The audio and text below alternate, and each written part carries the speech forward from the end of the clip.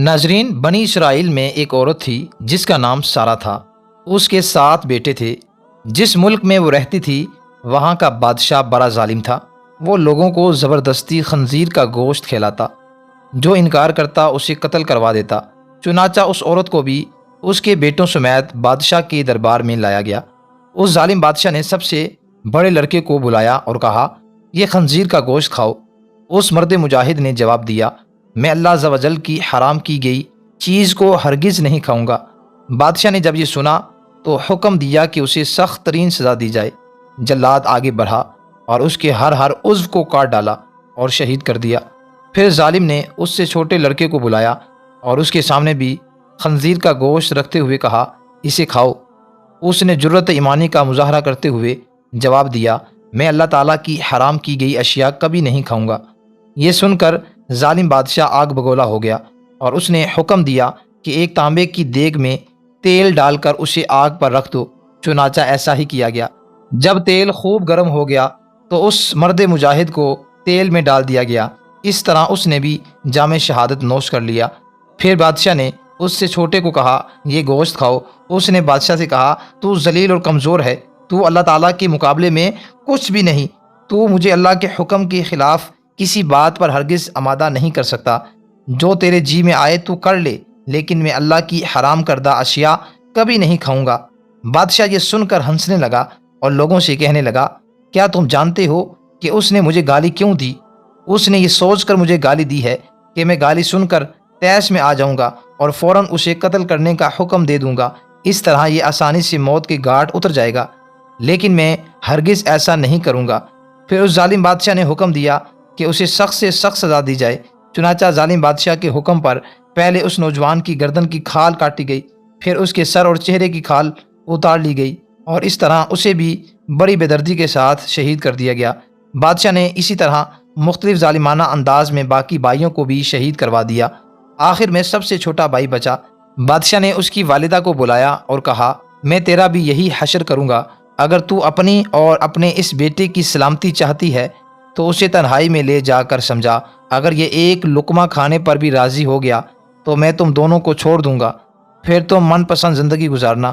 پھر اس عورت نے کہا، ٹھیک ہے، میں اسے سمجھانے کی کوشش کرتی ہوں۔ پھر وہ اپنے بیٹے کو تنہائی میں لے گئی اور کہا، اے میرے لختے جگر، کیا تو جانتا ہے کہ تیرے بھائیوں میں سے ہر ایک پر میرا ایک حق ہے اور تجھ پر میرے 2 حق ہیں؟ وہ اس طرح کہ میں نے تیرے بھائیوں کو 2 سال دودھ پلایا تھا۔ تیری پیدائش سے قبل تیرے والد کا انتقال ہو گیا۔ پھر جب تیری ولادت ہوئی تو بہت زیادہ کمزور تھا۔ مجھے تجھ پر بڑا ترس آیا اور میں نے تیری کمزوری اور تجھ سے اپنی شدید محبت کی وجہ سے تجھے 4 سال دودھ پلایا۔ میں تجھے اللہ عز و جل اور اس احسان کا واسطہ دے کر کہتی ہوں جو میں نے تجھ پر کیا، کہ تو ہرگز اس چیز کو نہ کھانا جسے رب ذوالجلال نے حرام کیا ہے۔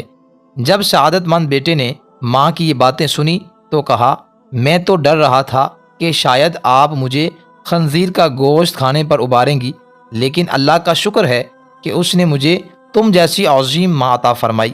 پھر وہ عورت اپنے بیٹے کو لے کر بادشاہ کے پاس آئی اور کہا، یہ لو، اب یہ وہی کرے گا جو میں نے اس سے کہا ہے۔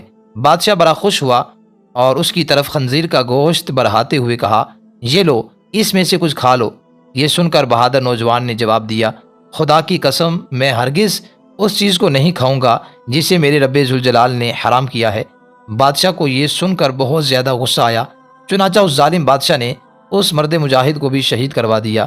پھر بادشاہ نے اس عظیم عورت سے کہا، میرا خیال ہے کہ مجھے تیرے ساتھ بھی وہیں سلوک کرنا پڑے گا جو تیرے بیٹوں کے ساتھ کیا ہے۔ اے بھریا، تیری ہلاکت ہو، تو صرف ایک لقمہ کھا لے تو میں تجھے منہ مانگا انعام دوں گا، اور جو تو کہے گی میں وہیں کروں گا۔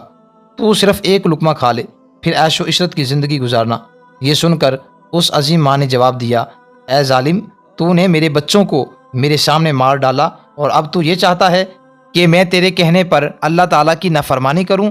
اپنے بچوں کی موت کے بعد مجھے زندگی سے کوئی سروکار نہیں۔ خدا کی قسم، تو جو کچھ کر سکتا ہے کر لے، میں کبھی بھی اللہ تعالیٰ کی حرام کردہ شے نہیں کھاؤں گی۔